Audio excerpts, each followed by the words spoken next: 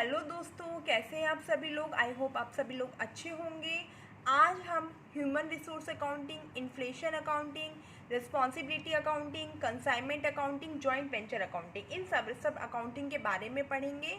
Video को and तक ज़रूर देखिएगा और वीडियो अच्छी लगे तो लाइक, शेयर और सब्सक्राइब करना मत भूलिएगा।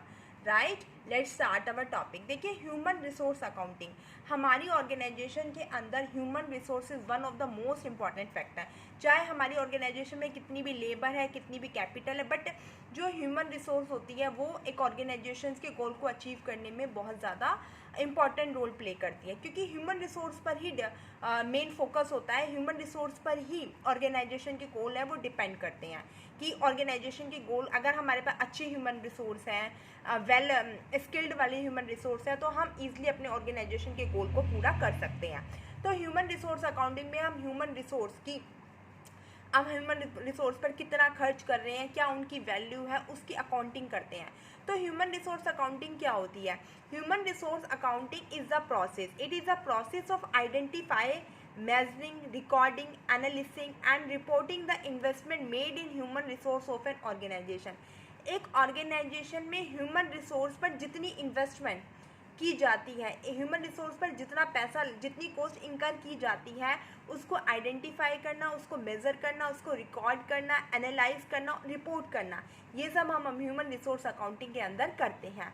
अब देखो, हमारी जो ऑर्गेनाइजेशन में ह्यूमन रिसोर्स होती है उसकी हमें वैल्यू निकालनी होती है कि हमारी ह्यूमन रिसोर्स की क्या वैल्यू है। तो उसके लिए अलग अलग मेथड्स होते हैं। फर्स्ट है हिस्टोरिकल कॉस्ट मेथड, फिर है replacement cost method, then opportunity cost method and then standard cost method.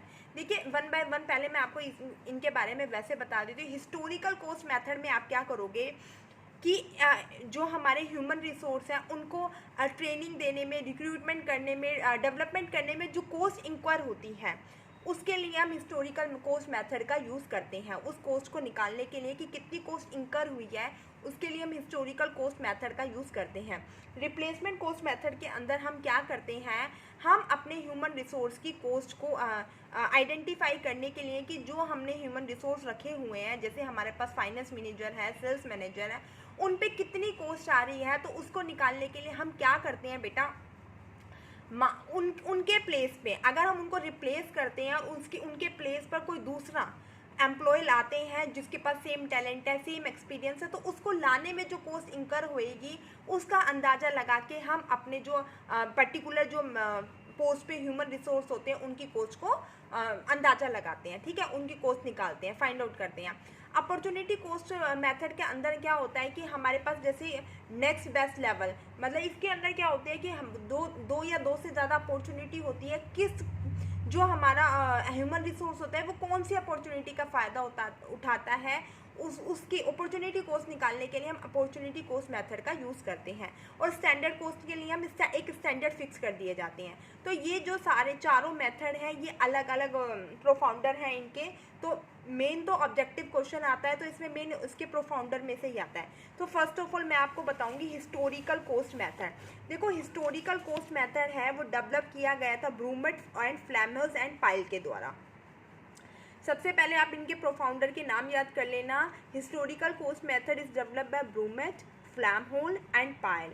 The cost incurred, इस मेथड में क्या बताते हैं, द कॉस्ट इंकर्ड, जो कॉस्ट इंकर्ड हुई है किस पर, रिक्रूटमेंट पर, ट्रेनिंग पर, development of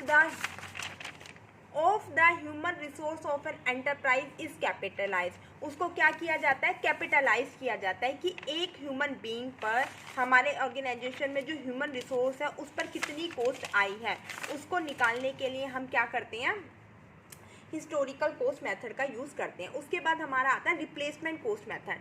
replacement cost method के अंदर क्या करते हैं, देखिए, डेवलप, ये सबसे पहले ये मेथड हमारा रेंसिस लिकट इरिक जी फ्लैमहोल ने दिया था। इसके अंदर क्या करते हैं बेटा, हमें अपनी ह्यूमन रिसोर्स की कॉस्ट निकालनी है कि जो एक पर्टिकुलर पोजीशन पर जो ह्यूमन रिसोर्स है उसकी क्या कॉस्ट है।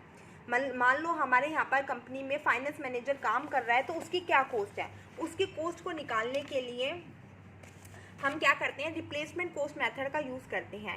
इसके अंदर हम क्या करेंगे, हमारे मान लो ऑर्गेनाइजेशन के अंदर फाइनेंस मैनेजर है, उसकी कॉस्ट निकालनी है, तो हम ऐसा करेंगे कि उसको रिप्लेस करने के लिए उसके प्लेस पर दूसरा अगर एम्प्लॉय रखते हैं जिसके अंदर सेम एक्सपीरियंस होता है, सेम टैलेंट होता है, तो जब हम उसको रखते हैं तो उस पर कितनी कॉस्ट आएगी, तो उसका अंदाज़ा लगाकर हम अपने जो हमारा जो पहले से ही ऑर्गेनाइजेशन में जो मैनेजर वगैरह होते हैं उनकी कॉस्ट का अंदाज़ा लगा सकते हैं। तो उसके लिए हम रिप्लेसमेंट कॉस्ट मेथड का यूज़ करते हैं। उसके बाद आते हैं अपॉर्चुनिटी कॉस्ट और competitive bidding method. Opportunity cost और कॉम्पिटिटिव बिडिंग मेथड है, ये हैकीमैन और जोन्स के द्वारा दिया गया है based on the principal.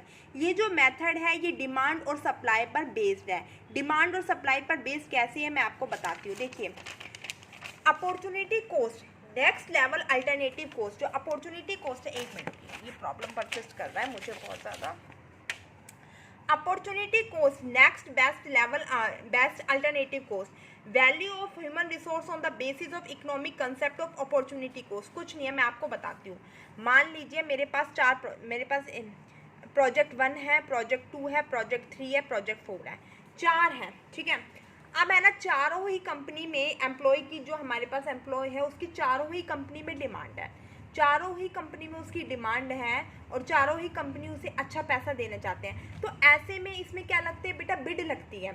Bid लगती है कि मान लो वो कहती है आ जाओ हम आपको 2 लाख रुपए सैलरी देंगे, वो कहेंगे आ जाओ 1.5 लाख रुपए देंगे, वो कहेंगे आ जाओ हम आपको 2.5 लाख रुपए।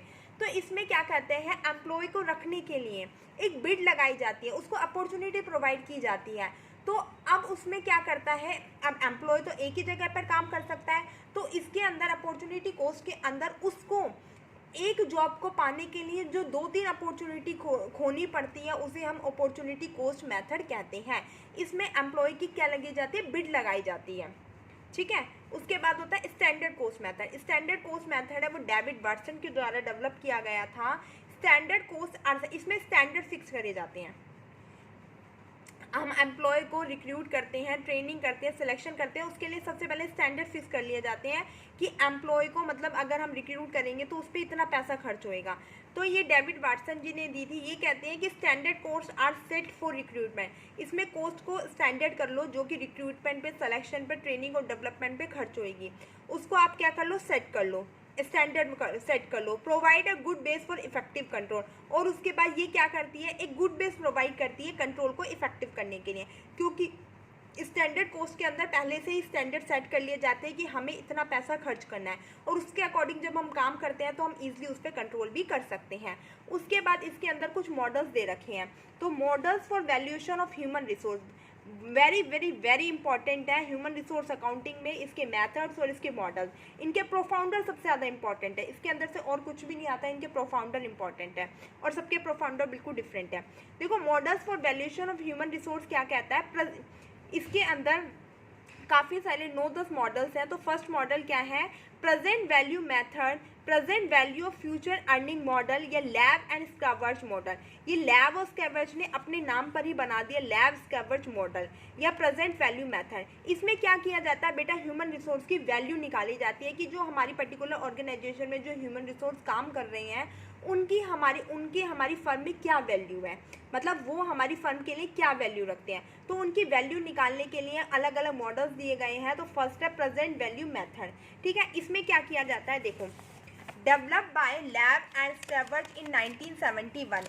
ये किसके द्वारा डेवलप किया गया था, लैब और स्कैवर्ज के द्वारा 1971 में डेवलप किया गया था। इट इज़ यूज्ड, इनको यूज़ किया जाता है to determine the value of human resource in a firm. मैंने आपको बताया है जो ये मॉडल्स हैं, जो ये डिफरेंट मॉडल्स दिए हैं, ये इसलिए दिए हैं ह्यूमन रिसोर्स की एक फर्म में क्या वैल्यू है उसको डिटरमाइन करने के लिए। The value of human capital is present value of his remaining future earning from employment in the form of salary wages. इसमें अगर हमें ह्यूमन कैपिटल की वैल्यू निकालना होता है तो कैसे निकालते हैं, is a present value of his remaining, कि उसकी आज के टाइम में क्या वैल्यू है, of his remaining future earning, कि वो जो बचे हुए आज के टाइम में उसकी क्या वैल्यू, कल आने वाले टाइम में उसकी अर्निंग क्या होगी, इन द फॉर्म ऑफ सैलरी, उसके मतलब आने वाले टाइम में उसे कितनी सैलरी मिलेगी, कितनी वेजेस मिलेगी, उसके ऊपर आज की हम उसकी वैल्यू को निकालते हैं। कैसे निकालते हैं, मतलब कहने का मतलब ये है कि उसकी सैलरी और वेजेस, मतलब वो आज जो काम कर रहा है आज उसको सैलरी और वेजेस कितनी मिल रही है और आगे आने वाले टाइम में उसको सैलरी और वेजेस कितनी मिलेगी, उसके बिहाफ पर हम उसकी ह्यूमन रिसोर्स की वैल्यू को निकालते हैं, जिसे हम क्या बोलते हैं, प्रेजेंट वैल्यू मेथड या प्रेजेंट वैल्यू मॉडल बोलते हैं। इसके अंदर बेटा कैसे हम प्रेजेंट वैल्यू निकालते हैं, इसमें प्रेजेंट वैल्यू निकालने का, ये वैल्यू ऑफ ह्यूमन रिसोर्स निकालने का फॉर्मूला होता है ET डिवाइडेड बाय 1 प्लस में RT माइनस में X। ET क्या है, ह्यूमन रिसोर्स की वैल्यू, X क्या है, प्रेजेंट एज ऑफ पर्सन, जो आपका एम्प्लॉय काम कर रहा है उसकी आज के टाइम में क्या है एज है, और प्रेजेंट टाइम में मतलब क्या एज है और फ्यूचर में क्या होगी। ET का मतलब होता है estimated future earning of a person, कि वो एस्टिमेटेड, मान लो आज मेरा एम्प्लॉय है वो काम कर रहा है और अच्छा काम कर रहा है और उसकी अर्निंग है वो मतलब 50,000 रुपये महीना कमा रहा है, ठीक है, और वो अच्छा काम कर रहा है, तो मुझे पता होगा, मुझे पता चलेगा अगर ये आने वाले 10 साल तक यहाँ टिक जाएगा ना तो इसकी सैलरी 2 लाख रुपये हो जाएगी। तो कैसे निकालोगे, ह्यूमन रिसोर्स की वैल्यू क्या है निकालने के लिए, क्या उसकी पर्सन की आज की एज है, फिर क्या फ्यूचर अर्निंग होगी, मान लो मैंने मान ली कि उसकी 2 लाख रुपये फ्यूचर अर्निंग होगी, फिर डिस्काउंटिंग रेट मतलब R equal to discounting rate, और T मतलब रिटायरमेंट एज, कि कब वो रिटायर होएगा, मान लो आज वो 50 साल का है और 10 साल बाद वो रिटायर हो जाएगा, तो रिटायरमेंट एज क्या होगी, उसके अकॉर्डिंग हम उसकी क्या निकाल लेंगे, वैल्यू निकाल लेंगे, ठीक है। उसके बाद है सेकंड है Flamholtz model. Flamholtz model है ये आपका 1971 में फ्लैम होल ने अपने नाम पर ही मॉडल बना दिया, that is a Flamholtz model. 1971 में दिया गया था, प्रेजेंट वैल्यू मेथड भी 1971 में दिया गया है। इसमें क्या कहता है देखो, हाँ इसके अंदर ये कहता है बेटा जो ये नेट प्रेजेंट वैल्यू मेथड है ना, इसका थोड़ा मॉडिफाइड रूप है, मॉडिफाइड फॉर्मेशन है। इसमें कहता है कि इंडिविजुअल की आप वैल्यू तो फाइंड आउट करो, बट उसकी ये तो देखो कि वो फ्यूचर में अलग अलग पोजीशन में, अब क्या उसका फ्यूचर में प्रमोशन नहीं होगा, आपने तो ये लगा ली कि अगर वो आज 50,000 कमा रहा है ना तो कल उसकी 2 लाख हो जाएगी, 2 लाख तो हो जाएगी, आपने ये तो देख लिया, पर उसकी ये तो देखो कि वो किस पोजीशन पे पहुंच जाएगा। अगर वो अच्छा काम करेगा तो उसका प्रमोशन होगा, अगर वो मान लो फ्यूचर में अच्छा काम नहीं करता तो उसका प्रमोशन नहीं होगा। तो इसके अंदर फ्लैम होल कहते हैं an individual value is determined, किसी भी इंडिविजुअल की वैल्यू को निकालने के लिए फर्म के अंदर, ह्यूमन रिसोर्स के अंदर, by the future service in organisation in various position, कि जो फ्यूचर में वो सर्विस हमें देगा वो किस पोजीशन पे, वो अलग अलग पोजीशन पे देगा, तो उसका ध्यान रखते हुए उस पे ध्यान रखते हुए हमें अपने एम्प्लॉयज़ की, हमें अपनी ह्यूमन रिसोर्स की वैल्यू निकालनी है।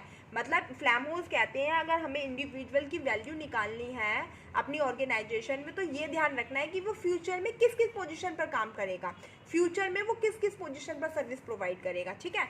तो क्या कहते हैं, an individual values determined by the future service, कि फ्यूचर में उसकी सर्विस क्या होएगी इन ऑर्गेनाइजेशन इन वेरियस पोजीशन। उसके बाद आते हैं Giles and Robinson human assets multiplier method. Giles and Robinson human asset multiply method, ये गाइल्स और रॉबिन्सन ने दिया है, 1972 में दिया है, और इस मॉडल का नाम है ह्यूमन एसेट्स मल्टीप्लायर मेथड, ठीक है। और देखो इसमें क्या कहता है, valuation of human resource should be same way like other assets on a going concept basis. इसके अंदर कहते हैं आपको अगर ह्यूमन रिसोर्स की वैल्यू निकालनी है तो उसको आप वैसे ही निकालोगे जैसे आपकी कंपनी में दूसरी एसेट्स होती है, उसी के बेस पर। आप दूसरी एसेट्स को भी तो ये मानते हो कि गोइंग कंसेप्ट के अकॉर्डिंग आपका बिजनेस चलता रहेगा, एसेट यूज होती रहेंगी, इसी तरीके से आप ह्यूमन रिसोर्स को भी ये मानो वो आपकी एसेट्स हैं और वो फ्यूचर में यूज होती रहेंगी। इसके अंदर बेटा अगर हमें ह्यूमन रिसोर्स की वैल्यू निकालनी होती है तो कैसे निकालते हैं, एंड इंडिविजुअल रिम्यूनरेशन, रिम्यूनरेशन का मतलब होता है वेजेस और सैलरी, एक इंडिविजुअल को जो वेजेस और सैलरी मिल रही है on an remuneration of a group of person, एक तो इंडिविजुअल को जो वेजेस और सैलरी मिल रही है या फिर पूरे ग्रुप को जो वेजेस और सैलरी मिल रही है in the same grade may be multiplied by a factor, या तो इंडिविजुअल की सैलरी को या फिर पूरे ग्रुप को जो सैलरी मिल रही है उसको मल्टीप्लाई कर दो किससे, फैक्टर से। Determine on the basis of contribution to the success of business, और ये किस पर डिटरमाइन करता है कि बिजनेस की सक्सेस में उनका कितना योगदान है। जो आप ये गाइल्स और रॉबिन्सन का ह्यूमन एसेट्स मल्टीप्लाई मेथड निकालते हो, इसमें ह्यूमन रिसोर्स को एक एसेट्स माना जाता है और उसमें ये माना जाता है कि इसके अंदर हम वैल्यू निकालते हैं, वो ये निकालने के लिए, ये डिटरमाइन करने के लिए निकालते हैं कि एक ऑर्गेनाइजेशन की सक्सेस में ह्यूमन रिसोर्स का कितना योगदान रहा है, कितना कंट्रीब्यूशन रहा है। और इसके अंदर आपको अगर ह्यूमन रिसोर्स की वैल्यू निकालनी होती है तो उनके ग्रुप को या उसको दी जाने वाली जो सैलरी है, जो वेज है, उसको एक फैक्टर्स होते हैं, फैक्टर दे रखे होते हैं, उससे मल्टीप्लाई कर दो, उससे आपकी जो ह्यूमन एसेट्स की वैल्यू है वो निकल जाएगी। मैं आपको दोबारा बोलती हूँ, मैं जल्दी तो नहीं बोल गई, देखो दोबारा बताती हूँ। इसमें guys and Robinson human assets plier method में ये कहता है अगर आपको ह्यूमन की वैल्यू निकालनी है तो वो आप निकालोगे कैसे। इसमें ह्यूमन रिसोर्स की वैल्यू क्यों निकाली जाती है, यह डिटरमाइन करने के लिए कि एक ऑर्गेनाइजेशन की सक्सेस में कितना कंट्रीब्यूशन रहा है ह्यूमन रिसोर्स का। और उसको निकालने के लिए ह्यूमन रिसोर्स को जो दी जाने वाली सैलरी है या उसके पूरे पर्टिकुलर ग्रुप को जो दी जाने वाली सैलरी है उसको की फैक्टर से मल्टीप्लाई कर दो तो आपका ह्यूमन रिसोर्स की वैल्यू निकल जाएगी। ठीक है बच्चे। उसके बाद आता है फोर्थ वन है Hermanson unpurchased goodwill and adjusted discounted future wage model. इसके अंदर बेटा दो मॉडल शामिल है एक तरह से। तो एक तो है अनपरचेज गुडविल मॉडल और एक है adjusted discounted future wage model. ठीक है, ये क्या कहता है, देखो unpurchased goodwill model. Unpurchased goodwill model में क्या कहता है, ये हरमनसन ने दिया है, the value of an human resource, जो ह्यूमन रिसोर्स की वैल्यू है ऑर्गेनाइजेशन में may be calculated by capitalising earning in excess of normal earning. देखो वो क्या कहता है, आपको पता है, मान लो आपकी गारमेंट्स की मैन्युफैक्चरिंग है ना, और मतलब आपके वहाँ पर जहाँ जिस एरिया में है वहाँ पर 2-3 और हैं, और आपको पता है कि वो सारी इंडस्ट्रीज़ मतलब जितना इन्वेस्ट करती हैं, मान लो वो 10 लाख इन्वेस्ट करती हैं तो वो उस पर 10% प्रॉफिट लेती हैं। मतलब 10 लाख पे 10% लेगी तो मतलब 1 लाख ले लिया, तो मतलब 1 लाख रुपए कमाती हैं। जितना इन्वेस्ट करती हैं उस पर 1 लाख रुपए उनको प्रॉफिट आता है। ठीक है, जो आपकी जैसी दूसरे बिजनेस हैं, बट आपको वो 10% ना आके आपको 12% प्रॉफिट मिल रहा है। तो वो ये कहता है कि जो 12% आपको एक्सेस प्रॉफिट मिला है रैदर दैन द अदर जो आपकी जैसे ही बिजनेस है वो क्यों मिला है, वो मिला है he assume that the excess profit of a firm, जो आपकी फर्म को एक्सेस प्रॉफिट मिला है वो मिला है एम्प्लॉयज़ की एक्स्ट्रा एबिलिटी की वजह से, जो गुडविल आपने परचेज नहीं की। देखो वैसे गुडविल परचेज कर सकते हैं, ठीक है कर सकते हैं, बट जो आपकी वो गुडविल है अनपरचेज है, जिसको आपने परचेज नहीं किया, वो आपको मिली कैसे है, एम्प्लॉयज़ की एक्स्ट्रा एबिलिटी की वजह से मिली है। जो आपको 2% एक्स्ट्रा अर्निंग मिली है वो अनपरचेज्ड है, और वो अनपरचेज कैसे हुई, क्योंकि वो एक्स्ट्रा एबिलिटी एम्प्लॉयज़ की एक्स्ट्रा एबिलिटी की वजह से हमें मिली है। तो अनपरचेज गुडविल मॉडल में ये कहता है कि अगर आपको ह्यूमन रिसोर्स का वैल्यू निकालनी है तो वो कैसे निकालेंगे, उनकी कितनी एक्स्ट्रा एबिलिटी है, वो मतलब दूसरी कंपनी से कितना ज़्यादा अर्न कर रही है उसके बेस पर हम निकाल सकते हैं। फिर दूसरा होता है the adjusted discounted future wage model. ये क्या कहता है, compensation of an employee is closely related to the value of human resource. इसके अंदर हम क्या कहते हैं कि कंपनसेशन, एम्प्लॉयज़ को जो भी कंपनसेशन दिया जाता है, जो भी वेजेस, सैलरी, बोनस, इंसेंटिव दिया जाता है, वो भी ह्यूमन रिसोर्स की वैल्यू से रिलेटेड होता है। मान लो कैसे रिलेटेड होता है बेटा, आपको पता है हर पोजीशन पे हर एम्प्लॉय को अलग अलग कंपनसेशन प्रोवाइड किया जाता है, अलग अलग सैलरी प्रोवाइड की जाती है, तो उसके अकॉर्डिंग हम उसकी वैल्यू निकाल सकते हैं। वैल्यू कैसे निकाल सकते हैं, आपको भी पता है कि टॉप मैनेजमेंट होता है, मिडल मैनेजमेंट होता है और ऑपरेशनल होता है। ठीक है, अब सबकी आपको पता है पोजीशन अलग होती है, सबका अलग अलग काम होता है, सबको अपने काम के अकॉर्डिंग क्या दिया जाता है, रिम्युनरेशन दिया जाता है, कंपनसेशन दिया जाता है, तो उसके अकॉर्डिंग हम उनकी वैल्यू निकाल लेंगे। अब हमें खुद को, ये तो आपको खुद को भी पता होगा कि जो टॉप लेवल मैनेजमेंट होता है और एक मिडिल लेवल मैनेजमेंट होता है, उनकी वैल्यू में बहुत ज़्यादा डिफरेंस होता है। जो टॉप लेवल मैनेजमेंट होते हैं उनको लोग पूछते हैं क्योंकि उनमें एबिलिटी होती है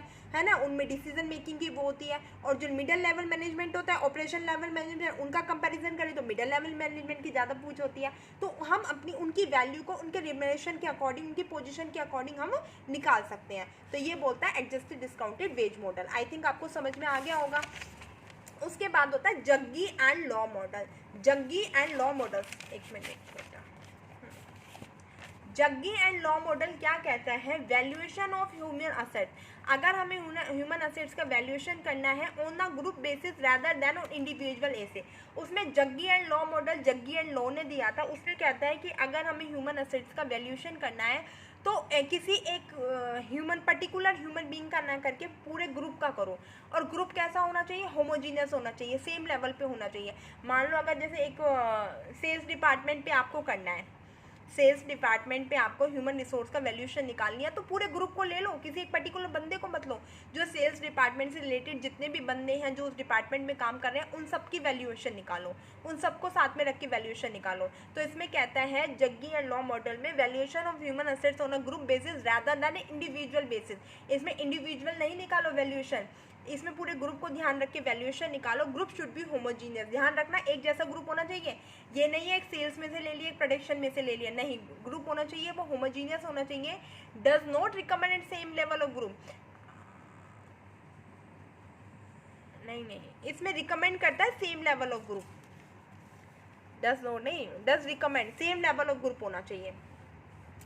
उसके बाद है एग्रीगेट पेमेंट मॉडल। अब आपको नाम से ही पता चल रहा होगा, एग्रीगेट पेमेंट मॉडल, जितना उनको पेमेंट की जाती है उसके एग्रीगेट से निकाली जाती है। एग्रीगेट पेमेंट मॉडल है, ये दिया गया था हमारे प्रोफेसर एस के चक्रवर्ती ने। सबसे पहले तो ये बता देती हूँ, ये एग्रीगेट पेमेंट मॉडल है, ये प्रोफेसर एस के चक्रवर्ती जी ने 1976 में दिया था। इसमें जो ह्यूमन रिसोर्स की वैल्यू होती है वो एग्रीगेट होती है, एग्रीगेट फॉर्म में निकाली जाती है। इसमें ये कहते हैं कि मैनेजरियल और non managerial power can be evaluated separate. अगर आप ह्यूमन रिसोर्स की वैल्यू निकालना चाहते हो तो वो वही जग्गी और लो की तरह निकालते हैं कि पूरे ग्रुप की निकालो, पर वो ये कहते हैं कि ग्रुप की तो निकालो, पर उसमें जो मैनेजरियल और नॉन मैनेजरियल स्टाफ होता है उनको पहले अलग कर दो और उसके बाद उनकी वैल्यू निकालो, उनके बाद उसका एग्रीगेट निकालो, ठीक है। उसके बाद हमारा आता है Morse net benefit model. Morse net benefit model 1973 में दिया था। इसमें कहते हैं valuation of human capital is determined. Human capital की जो वैल्यूएशन निकालते हैं वो डिटरमाइन करते हैं on the basis of present value of net benefit. किस पर निकालते हैं कि आज के टाइम में उसकी क्या वैल्यू है of net benefit is derived by the organisation from the expected future service of it employee. Net benefit model के अंदर निकालते हैं कि ह्यूमन की आज की वैल्यू क्या है, वो आज क्या बेनिफिट दे रहा है और आगे आने वाले टाइम में वो कैसी सर्विसेज देगा, उसके बेस पर हम क्या निकालते हैं, ह्यूमन कैपिटल की वैल्यूएशन निकालते हैं।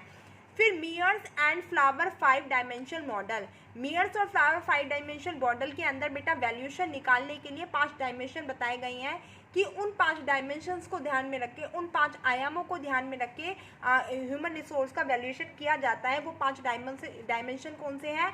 Knowledge, skills, health, availability, attitudes. ये है 5 डायमेंशन। इनको बेस बनाकर क्या किया जाता है, ह्यूमन रिसोर्स की वैल्यू को निकाला जाता है। ये आपका पूरा था ह्यूमन रिसोर्स अकाउंटिंग का चैप्टर, ठीक है। आई थिंक मैंने आपको पूरा ही इसमें कवर करवा दिया। इसमें मेन प्रोफाउंडर आएंगे या किस पे क्या बात करिए, छोटी छोटी ऊपर से आएगा, आपको मैंने समझा दिया। और एक बार दोबारा रिवाइज कर लेना, नहीं समझ में आए तो कमेंट करके पूछ लेना, ठीक है बच्चे। उसके बाद आता है आपका इन्फ्लेशन अकाउंटिंग। सबसे पहले तो इन्फ्लेशन क्या होता है? इन्फ्लेशन होता है कि राइजेज इन द प्राइस में राइज होना, वो क्या कहलाता है? इन्फ्लेशन कहलाता है ना। तो इन्फ्लेशन अकाउंटिंग क्यों करते हैं? आपको पता है हम जो फाइनेंशियल अकाउंटिंग करते हैं, फाइनेंशियल अकाउंटिंग के अंदर हम जो भी करते हैं वो सारी किस पर दिखाते हैं? हिस्टोरिकल कॉस्ट मेथड पर दिखाते हैं। हम अपनी फाइनेंशियल अकाउंटिंग के अंदर, आपने अकाउंटिंग प्रिंसिपल के अंदर पढ़ा था कि फाइनेंशियल अकाउंटिंग के अंदर जो हमारे अपनी एसेट्स की, फिक्स एसेट्स की वैल्यूएशन करते हैं वो हिस्टोरिकल कॉस्ट मेथड पर करते हैं। हिस्टोरिकल कॉस्ट मेथड का मतलब है जिस कॉस्ट पर आप उसको खरीदते हो, बाय करते हो, उस पर करे जाते हैं। बट ड्यू टू इन्फ्लेशन के कारण जो प्राइस होता है वो कम या ज़्यादा हो जाता है। इन्फ्लेशन होगा तो ज़्यादा हो जाएगा, डिफ्लेशन होगा तो कम हो जाएगा। जो उसका एक्चुअल प्राइस होता है वो कम या ज़्यादा होता रहता है। तो इसकी वजह से वो हमें एक्चुअल रिजल्ट है, जो हमारी एक्चुअल फाइनेंशियल पोजीशन है, उसको नहीं बताता। इसके लिए हमें इन्फ्लेशन अकाउंट करने की ज़रूरत पड़ती है। तो इन्फ्लेशन अकाउंटिंग क्या होती है? It is a special technique. ये स्पेशल टेक्निक होती है which financial statement are adjusted. ये वो स्पेशल टेक्निक है जिसमें फाइनेंशियल स्टेटमेंट आर एडजस्टेड, जिसमें हमारी फाइनेंशियल स्टेटमेंट को एडजस्ट किया जाता है according to price index. Price index बेटा हर साल अलग अलग प्राइस इंडेक्स निकलते हैं, ठीक है। तो उसके बेस पर हमारी जो फाइनेंशियल स्टेटमेंट जो हमने बनाई हुई है उसको एडजस्ट किया जाता है कि आज के टाइम में क्या प्राइस इंडेक्स चल रहा है। To depict a clear picture of a firm, ताकि जो फर्म है उसकी क्लियर पिक्चर हमें मिल सके और हमें फाइनेंशियल पोजीशन का क्लियरली पता चल सके कि क्या फाइनेंशियल पोजीशन है ड्यूरिंग इन्फ्लेशनरी पीरियड। एक इन्फ्लेशनरी पीरियड के द्वारा एक क्लियर पिक्चर, हमारी क्लियर फाइनेंशियल पोजीशन का पता लगाने के लिए इन्फ्लेशन अकाउंटिंग की जाती है। और इन्फ्लेशन अकाउंटिंग के अंदर क्या किया जाता है, जो हमारी फाइनेंशियल स्टेटमेंट है उसको जो जनरल प्राइस इंडेक्स होता है उसके अकॉर्डिंग एडजस्ट किया जाता है। हर साल के अलग अलग जनरल प्राइस इंडेक्स होते हैं, तो उसके अकॉर्डिंग हमारी जो एसेट्स होती हैं, जो लाइबिलिटीज़ होती हैं, उनको एडजस्ट किया जाता है। ठीक है, to depict a clear picture of a financial position of a organisation. Getting my point. अब हम पढ़ेंगे demerits of inflation accounting. Demerits of inflation accounting क्या है? सबसे पहले हमारी डीमेरिट है, this system is not acceptable to income tax authority. जो ये सिस्टम है हमारी इनकम टैक्स अथॉरिटी के द्वारा नॉन एक्सेप्टेबल है, वो एक्सेप्ट नहीं करती, इसको नहीं मानती। और too much calculation make complication. अब आपको क्या पड़ता है कि टाइम टू टाइम हमारी इन्फ्लेशन, आपको पता है महंगाई तो महीने में बढ़ रही है, साल में बढ़ रही है, बढ़ती ही रहती है, तो जिसकी वजह से कैलकुलेशन में बहुत ज़्यादा कॉम्प्लिकेशन हो जाती है। और थर्ड है, changes in price are never ending process. अब प्राइस में तो चेंज नेवर एंडिंग प्रोसेस है, तो जिसकी वजह से क्या हो जाता है, जो इन्फ्लेशन अकाउंट बहुत ज़्यादा टफ हो जाती है। ठीक है, उसके बाद हम पढ़ेंगे methods of inflation accounting. Inflation accounting के क्या मेथड है? इन्फ्लेशन अकाउंटिंग के 4 मेथड है। फर्स्ट मेथड है current purchasing power. Current purchasing power में क्या कहता है? इन दिस मेथड, इस मेथड में कहता है different items are converted by using general price index. Current purchasing, जैसे आपको नाम से ही पता चला, करंट परचेजिंग पावर, इसमें कहता है कि करंट में जो परचेजिंग पावर है, करंट में आप जिस प्राइस पे आपने को खरीद रहे हो, जो जनरल प्राइस इंडेक्स चल रहा है, उसमें अपने जो आइटम्स है उनको कन्वर्ट करना, अपनी असेट्स और लाइबिलिटीज़ की वैल्यू को according to the general price index convert करना, किसमें कहता है? करंट प्राइसिंग, वो purchasing power. Current price purchasing power में ये कहा गया है कि जो अपनी आपकी जो लाइबिलिटीज़ हैं, असेट्स हैं, उनकी वैल्यू को कन्वर्ट करना bye using general price index. उसके बाद है current cost accounting. Current cost accounting क्या होता है? The current cost accounting approach value of assets eight there fair market value. Current cost accounting method के अंदर जो एसेट्स की वैल्यूएशन की जाती है वो मार्केट वैल्यू पर की जाती है। रिसेंटली हमारी जो मार्केट वैल्यू चल रही होती है उस पर की जाती है। Fix assets are recorded at replacement cost. इसके अंदर जो फिक्स असेट रिकॉर्ड की जाती है वो एक रिप्लेसमेंट कॉस्ट पर की जाती है। कि मान लो, मतलब फिक्स रिप्लेसमेंट कॉस्ट का मतलब क्या होता है? मान लो आज मशीनरी है, उसकी कीमत 1 लाख रुपए है। अब मैं 10 साल बाद उसको रिप्लेस करूँगी तो उसकी क्या कीमत होगी? वो 2 लाख की आएगी, 5 लाख की आएगी। उसके अकॉर्डिंग हम फिक्स असेट्स को रिकॉर्ड करते हैं। इन्वेंट्रीज को शो करती है मार्केट वैल्यू पर, लाइबिलिटीज़ को रिकॉर्ड करते हैं ओरिजिनल वैल्यू पर। ये आप नोट डाउन कर लो, अपने माइंड में सेट कर लो, मेमोराइज कर लो कि करंट कॉस्ट अकाउंटिंग अप्रोच के अंदर जो हमारी एसेट्स की वैल्यू होती है उसको फेयर मार्केट वैल्यू पर दिखाते हैं। फिक्स एसेट्स को रिप्लेसमेंट कॉस्ट पर दिखाएंगे, इन्वेंट्रीज को मार्केट वैल्यू पर दिखाएंगे, लाइबिलिटीज़ को ओरिजिनल वैल्यू पर दिखाएंगे। रिवैल्यूएशन सरप्लस इज ट्रांसफर, और जो रिवैल्यूएशन का सरप्लस आएगा जब हम अपनी एसेट्स और लाइबिलिटीज़ की वैल्यू को रिवैल्यूड करेंगे, रिवैल्यूएशन अकाउंट आपको पता है ना, तो उसके बाद जो अगर सरप्लस आता है तो उसको हम करंट कॉस्ट अकाउंटिंग रिजर्व के अंदर डाल देंगे। ठीक है बेटा, लाइबिलिटीज़ को ओरिजिनल कॉस्ट पे, इन्वेंट्री को मार्केट वैल्यू पर दिखाते हैं। उसके बाद होता है replacement cost accounting method. Replacement cost accounting method के अंदर क्या होता है? All assets and liabilities are recorded. इसके अंदर सारी असेट्स को, लाइबिलिटीज़ को रिकॉर्ड किया जाता है बैलेंस शीट में according to the cost of replacing them. उस कॉस्ट पे जब हम उसको रिप्लेस करेंगे तो जो कॉस्ट अकर होएगी उस कॉस्ट पर हम अपनी एसेट्स और लाइबिलिटीज़ की वैल्यू को दिखाते हैं in the replacement cost accounting method के अंदर।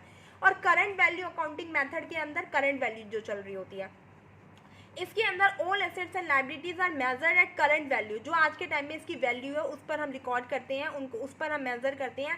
Eight which they could be sold और settle at the current day, कि आज के टाइम में अगर हम अपनी एसेट्स और लाइबिलिटीज़ को बेचते हैं तो उसकी क्या वैल्यू चल रही है, उसके बेस पर हम क्या निकालते हैं? रिकॉर्ड करते हैं, अपनी एसेट्स और लाइबिलिटीज़ की वैल्यू को मेजर करते हैं on the basis of current value of the assets and liabilities. ये हमारे इन्फ्लेशन अकाउंटिंग के 4 मेथड्स थे रिकॉर्ड करने के, एसेट्स और वैल्यू को रिकॉर्ड करने के। कौन कौन से थे? Current purchasing power, current cost accounting, replacement cost accounting and current value accounting method. ये 4 मेथड थे। उसके बाद हमारा आता है responsibility accounting. One of the important नहीं है ज़्यादा, point exam point of view से ज़्यादा कुछ नहीं आता, जो इम्पॉर्टेंट है थोड़ा बहुत मैंने यहाँ पे नोट डाउन कर दिया है। It is a system of control, ये एक कंट्रोल करने का सिस्टम है। रिस्पॉन्सिबिलिटी अकाउंटिंग पता चल रहा होगा, रिस्पॉन्सिबिलिटी दे देना, अथॉरिटी देते हो तो रिस्पॉन्सिबिलिटी दे देना कि भाई तुमने ये काम गलत किया या तुम्हारी रिस्पॉन्सिबिलिटी है। तो रिस्पॉन्सिबिलिटी अकाउंटिंग में कुछ नहीं है बेटा, कंट्रोल किया जाता है, स्टैंडर्ड सेट करके कंट्रोल करने का काम होता है।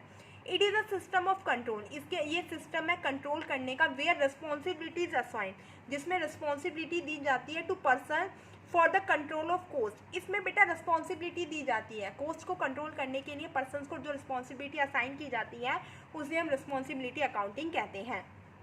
इस रेस्पॉन्सिबिलिटी अकाउंटिंग को प्रॉफिटेबिलिटी अकाउंटिंग या एक्टिविटी अकाउंटिंग के नाम से भी जाना जाता है।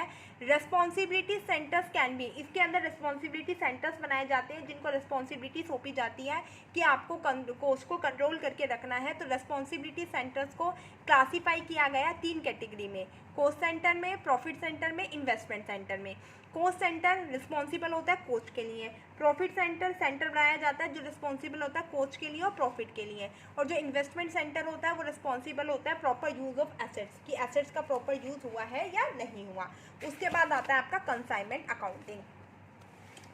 देखो कंसाइनमेंट अकाउंटिंग क्या होती है। कंसाइनमेंट अकाउंटिंग के अंदर बेटा 2 पार्टी होती है, एक होता है कंसाइनर, एक होता है कंसाइनी। देखो consignment accounting is a type of business arrangement in which one person send goods to another person for sale on his behalf। consignment accounting के अंदर क्या करता है, एक पर्सन वो होता है कंसाइनर, वो दूसरे पर्सन को अपने बिहाफ पर गुड्स को सेल करने के लिए दे देता है, तो उसे हम कंसाइनमेंट अकाउंटिंग कहते हैं।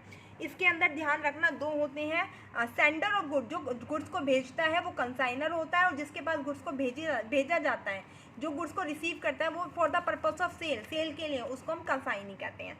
ठीक है, 2 पार्टी होती है, कंसाइनर होता है, कंसाइनी होती है, और गुड्स को बेचने के पर्पस से कंसाइनर कंसाइनी को गुड्स को भेज देता है। ठीक है, इसके क्या क्या फीचर्स होते हैं, इसमें 2 पार्टीज होती है, कंसाइनर और कंसाइनी। ट्रांसफर ऑफ प्रोसेशन, इसमें गुड्स को ट्रांसफर किया जाता है कंसाइनर से कंसाइनी को। एग्रीमेंट, प्री एग्रीमेंट, इसमें कंसाइनर और कंसाइनी के बीच में एक एग्रीमेंट होता है, टर्म्स और कंडीशन होती है कंसाइनमेंट को लेके कि कितनी गुड्स और सर्विस भेजी जा रही है, क्या है। ऑनरशिप, ओनरशिप क्या होती है, consignor is the owner of good, जो कंसाइनर होता है वो गुड्स का ओनर होता है until the consignee sell it, जब तक कंसाइनी, आपने कंसाइनी के पास भले ही गुड्स को बेचने के लिए भेज दिया पर उसका ऑनर कंसाइनर ही होगा। जब तक वो गुड्स को बेच नहीं देता, जब तक गुड्स खरीदने वाला उसको खरीद नहीं लेता, जब तक ऑनर कौन होएगा, कंसाइनर होएगा। The only possession of goods is transfer to a consignee, सिर्फ गुड्स का प्रोसेशन दिया जाता है, उसको ऑनरशिप नहीं दी जाती। Reconciliation, at the end of the year of periodic interval consignor send, इसके अंदर कंसाइनर होता है वो परफॉर्मा इनवाइस भेजता है जिसमें गुड्स से रिलेटेड सारी इन्फॉर्मेशन दी जाती है। While consignee send account cell detail in both reconcile their accounts. Separate accounting, independent accounting is done consignment account in the books of, देखो इंडिपेंडेंट अकाउंटिंग की जाती है, कंसाइनर और कंसाइनी अपनी अपनी बुक्स में अकाउंट्स क्या करते हैं, अकाउंटिंग करते हैं। कंसाइनर और कंसाइनी इसके अंदर अलग अलग सेपरेट अकाउंटिंग करते हैं। बोथ प्रिपेयर कंसाइनमेंट अकाउंट, दोनों ही कंसाइनमेंट अकाउंट को प्रिपेयर करते हैं and record the general entry of goods through consignment account only. ठीक है, इसके अंदर बेटा जो टर्म्स यूज की जाती है वो कौन कौन सी होती है, एक तो होते हैं प्रोफॉर्मा इनवाइस। प्रोफॉर्मा इनवाइस का मतलब क्या होता है, this is sent by the consignor, ये कंसाइनर के द्वारा कंसाइनी को भेजा जाता है, जिसके अंदर गुड्स से डिटेल होती है कि गुड्स कितनी क्वांटिटी की, क्या प्राइस है, ये सब होता है। फिर होते हैं non recurring expenses. Non recurring expenses कौन से होते हैं, expenses that are incurred by the consignor, वो एक्सपेंसेस जो कि कंसाइनर के द्वारा इंकर्ड किए गए हैं। टू डिस्पैच द, जो सामान को डिस्पैच करने के लिए कंसाइनर के द्वारा इंकर्ड किए गए हैं from his place to the place of the consignee. Consignor अपने प्लेस से जब कंसाइनी के प्लेस पर गुड्स को भेजता है तो उसके द्वारा कुछ खर्चे होते हैं, उनको हम नॉन रिकरिंग एक्सपेंसेस कहेंगे। These are added to the cost of goods, इनको हम कॉस्ट ऑफ गुड्स में ऐड करेंगे। रिकरिंग एक्सपेंसेस वो एक्सपेंसेस होते हैं the consignee incurs these expenses, consignee है कुछ एक्सपेंसेस करता है जो गुड्स उसके वहाँ पर पहुँच जाती हैं, उसको स्टोर करके रखेगा, एडवर्टाइजमेंट करेगा, बहुत सारे एक्सपेंसेस करेगा। The consignee incur these expenses after the goods reach this place, these expenses are of maintenance of good times. ये एक्सपेंसेस क्या होते हैं, गुड्स के मेंटेन करने से रिलेटेड होते हैं। ठीक है, उसके बाद आपका आता है एडवांटेज ऑफ कंसाइनमेंट। कंसाइनमेंट की क्या क्या एडवांटेज होती है, अगर आप ऐसे गुड्स को बेचने के लिए दूसरे उसको दे देते हो तो इससे आपका बिजनेस ग्रो हो जाएगा, आपका बिजनेस एक्सपोज हो जाएगा, इन्वेंट्री कॉस्ट भी कम आएगी क्योंकि आपको स्टॉक कम रखना पड़ेगा, कंसाइनी को इंसेंटिव मिल जाएगा। इसकी डिसएडवांटेज क्या होती है, इसमें प्रॉफिट मार्जिन कम हो जाता है क्योंकि आपको कंसाइनी को भी कुछ देना पड़ता है। कंसाइनी की नेग्लिजेंस हो जाती है, गुड्स डैमेज होने का डर रहता है और चार्जेस हाई हो जाते हैं। अब इसके अंदर one of the most important topic that is types of commission, जिसमें से क्वेश्चन आता ही आता है। सिंपल कमीशन, सिंपल कमीशन तो आपको पता होगा, जो कंसाइनर कंसाइनी को देता है गुड्स को सेल करने की, उसमें वो तो सिंपल कमीशन हो गया। ओवरराइडिंग कमीशन क्या होगा, in case of an extraordinary sale of the good, जब क्या करता है कंसाइनी गुड्स, मान लो उसे 100 यूनिट बेचनी थी पर उसने 120 यूनिट बेच दी, जब एक्स्ट्रा ऑर्डिनरी सेल कर देता गुड्स की, some specific account is payable to consignee in the form of incentive के रूप में जब उसे कमीशन दिया जाता है तो उसे ओवरराइडिंग कमीशन दिया जाता है। और ओवरराइडिंग कमीशन कब दिया जाता है, जब कुछ एक्स्ट्रा सेल यूनिट कर देता तब। और del credere commission, del credere commission क्या होता है बेटा, डेल क्रेडिट कमीशन उस केस में दिया जाता है, मान लो कंसाइनर कंसाइनी को सामान देता है, कंसाइनी को सामान दे दिया, अब कंसाइनी ने जिसको सामान बेचा वो क्या हो गया, उसने पैसे नहीं दिए, ठीक है, उन डेटर्स ने पैसे नहीं दिए तो आपके बैड डेट्स बन गए। अब ऐसी सिचुएशन में कंसाइनी क्या करता है, जब उनसे पैसे जो उधार है, जो उधार बिक्री चुकाने में सक्षम हो जाता है, एबल हो जाता है, जो आपके बैड डेट्स बन गए थे उनसे वो बिक्री लेने में, उनसे पैसा चुकाने में, मतलब पैसा लेने में वो सक्षम हो जाता है, तो उस केस में जो कंसाइनर होता है वो आपको कुछ कमीशन देता है, तो उसे हम डेल क्रेडिट कमीशन कहते हैं। समझ में आ गया, जो आपको बैड डेट्स है, अब जब आपके वो बैड डेट्स रिकवर हो जाते हैं तो कंसाइनर के द्वारा कंसाइनी को कुछ कमीशन पे किया जाता है, उसको हम डेल क्रेडिट कमीशन कहते हैं। उसके बाद है जनरल एंट्रीज, तो आपके paper exam point of view से इंपॉर्टेंट नहीं है। उसके बाद हम पढ़ेंगे joint venture, accounting for joint venture. Joint venture क्या होता है, जिसमें दो पार्टीज होती हैं, दो या दो से ज़्यादा पार्टीज होती हैं, वो टेम्परेरी पार्टनरशिप होती है, वो किसी भी एक पर्टिकुलर काम को पूरा करने के लिए मतलब जुड़ जाती हैं, जॉइंट वेंचर कर लेती हैं। जो इसके अंदर कोई फर्म का नाम नहीं होता, वो अपनी फर्म का नाम यूज़ नहीं करती, कुछ भी नहीं करती, वो एक पर्टिकुलर टास्क को पूरा करने के लिए, मान लो ए और बी है, उनका एक सर्विस करता है एक बिजनेस करता है, वो चाहते हैं कि होटल बना लेते हैं, तो वो इसके लिए जॉइंट वेंचर कर लेते हैं। वो अपने बिजनेस और सर्विस का नाम यूज़ नहीं करेंगे, वो अपना नाम यूज़ नहीं करेंगे, सिर्फ वो एक पर्टिकुलर टास्क को पूरा करने के लिए जॉइंट वेंचरशिप कर लेते हैं कि हम हॉस्पिटल बनाएंगे, उसके लिए हम कॉन्ट्रीब्यूशन कर देते हैं, ठीक है। और जब वो पर्टिकुलर टास्क पूरा हो जाता है, जब उनका जॉइंट वेंचर समाप्त हो जाता है, तो जॉइंट वेंचर के अंदर, जैसे पार्टनरशिप के अंदर जो पार्टीज होती है उनको हम पार्टनर्स कहते हैं, जो इंक्लूड होती है, ऐसे जॉइंट वेंचर के अंदर जो इंक्लूड होती है उनको हम को वेंचरर कहते हैं। क्या कहते हैं, को वेंचरर कहते हैं, ठीक है। और इसके अंदर ये क्या करते हैं, they combine for the execution of a specific, ये शामिल होते हैं एक स्पेसिफिक ट्रांजेक्शन को एग्जीक्यूट करने के लिए और प्रॉफिट एंड लॉस को एग्री रेशो में डिस्ट्रीब्यूट करने के लिए। अब देखो जॉइंट वेंचर की क्या क्या फीचर्स होते हैं। एक तो इसके अंदर जो एग्रीमेंट होता है दो से ज़्यादा पर्सन के बीच में टेम्परेरी बेसिस पे होता है। The agreement is made for the execution of a specific venture, जो एग्जीक्यूट होता है वो कोई स्पेसिफिक वेंचर को एग्जीक्यूट करने के लिए होता है।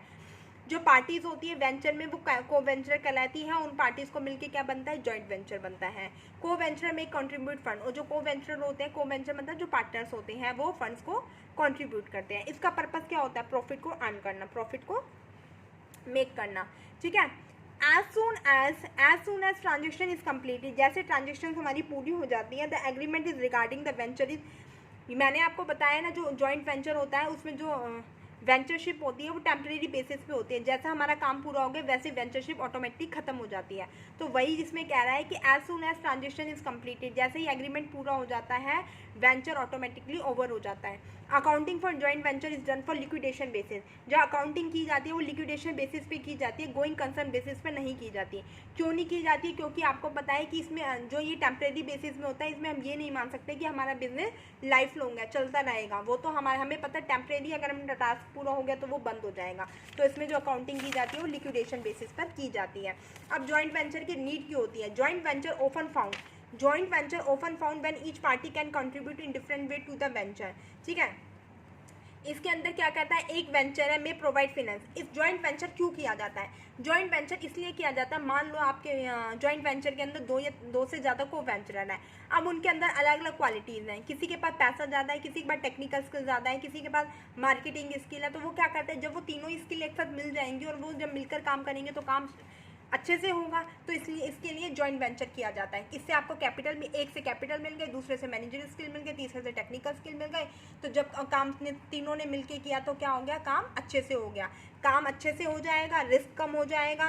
When the services of all the को वेंचर, जब सारे लोग अपनी अपनी सर्विसेज को देंगे, एक साथ सर्विसेज मिल जाएंगी, पूल्ड हो जाएंगी, it would make the venture high profitable, और तब आपका क्या हो जाएगा, हाई प्रॉफिट मिल जाएगा। ठीक है, अब आपको देखो इसके अंदर जॉइंट वेंचर के अंदर 3 अकाउंट बनाए जाते हैं। फर्स्ट मेथड, 3 मेथड्स होते हैं। पहला मेथड होता है इसके अंदर रिकॉर्डिंग ऑफ ट्रांजेक्शन, इसमें सेपरेट सेट ऑफ बुक में जब ट्रांजेक्शन को रिकॉर्ड करते हैं तो उसे बोलते हैं जॉइंट बैंक मेथड।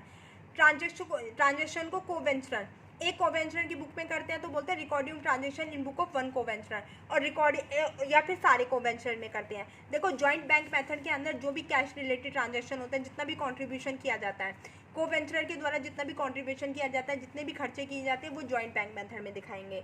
कोवेंचरर इसके अंदर बेटा क्या करते हैं, इस अकाउंट के अंदर मान लो 2 से ज़्यादा कोवेंचरर शामिल है, पर एक ही कोवेंचरर एक्टिव है जो सारा काम संभाल रहा है, बाकी उन्होंने तो कैपिटल लगाई है, तो किसकी बुक में एंट्री होगी, जो कोवेंचरर काम कर रहा है उसकी बुक में एंट्री होगी दूसरे कोवेंचरर के लिए, तो उसे बोलेंगे recording transaction in book of coventurer. और इसमें कोवेंचरर, सभी कोवेंचरर की जितने भी जॉइंट वेंचर के अंदर जितने भी कोवेंचरर शामिल है, सबकी जब बुक्स में एंट्री होती है तो उसको बोलते हैं recording transaction in book of all coventurer. ठीक है, जॉइंट बैंक मेथड में मैंने आपको बता दिया recording transaction in separate set of book में होती हैं। इसके अंदर डबल एंट्री बुक का यूज़ किया जाता है जॉइंट वेंचर ट्रांजेक्शन को लिखने के लिए।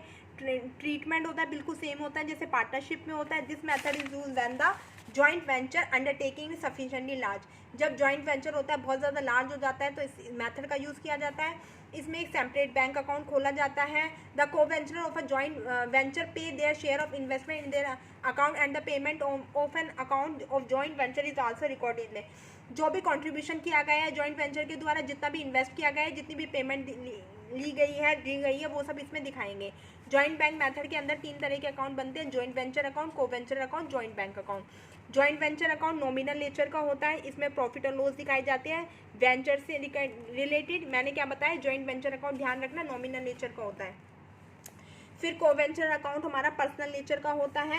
फिर हमारा जॉइंट बैंक अकाउंट होता है। जॉइंट बैंक अकाउंट में जितना भी अमाउंट कंट्रीब्यूट किया जाता है हर वेंचर के द्वारा, मतलब कहने का मतलब है जो जॉइंट वेंचर अकाउंट होता है वो प्रॉफिट एंड लॉस अकाउंट की तरह होता है। जितने भी एक्सपेंसेस होते हैं, जितने भी आपके रिसिप्ट होती है, वो सारे आप जॉइंट वेंचर में दिखाओगे। जब भी आप जॉइंट वेंचर करोगे, कोई भी जॉइंट वेंचर करोगे किसी भी काम के लिए, तो जो भी आपके उससे रिलेटेड खर्चे होंगे, पैसा आएगा जाएगा, वो सब आप जॉइंट वेंचर में दिखाओगे। ये नॉमिनल नेचर का होता है। जॉइंट बैंक अकाउंट होता है जिसमें आप पार्टनरशिप कैपिटल अकाउंट की तरह होता है, जितना भी कैपिटल कंट्रीब्यूट की जाती है। और कोवेंचर अकाउंट में पर्टिकुलर कोवेंचर पर्सनल अकाउंट की तरह होता है। ये आपका था जॉइंट वेंचर का। आई थिंक आपको वीडियो अच्छी लगी होगी। वीडियो अच्छी लगे तो लाइक, शेयर और सब्सक्राइब करना मत भूलिएगा। अच्छा बच्चे, मैं आज आपसे एक बात करना चाहती हूँ। मैंने देखा कि बच्चे ना, बहुत सारे बच्चे ऐसे हैं जो वीडियोस को देख के जाते हैं, है ना, पर सब्सक्राइब नहीं करते। मैंने मॉडल्स ऑफ मार्केटिंग एक टॉपिक डाला है, मैंने जब वीडियो एनालिटिक देखा उसका, तो बहुत सारे ऐसे बच्चे हैं, बहुत सारे जो वीडियो देख गए, ठीक है, अच्छे पूरा उन्होंने देखा है वीडियो एनालिटिक से, मुझे पता चला है। ज़्यादा तो मुझे देखना नहीं आता, बट सब्सक्राइब पता है कितने के लिए, ओनली 10%। 90% गुल है बेटा। अगर आपको नहीं अच्छी लगी तो आप क्लिक करके छोड़ दो। अच्छी भी लग रही है, देख भी रही हो, सब्सक्राइब नहीं कर रहे हो, क्यों? कुछ बेटा पैसा नहीं लिया जा रहा आपसे सब्सक्राइब से, बट चलो ठीक है, आपकी मर्ज़ी है। फिर भी मैं आप लोगों से यही कहना चाहूँगी, अगर वीडियो अच्छी लगे तो लाइक, शेयर, सब्सक्राइब करना मत भूलिएगा।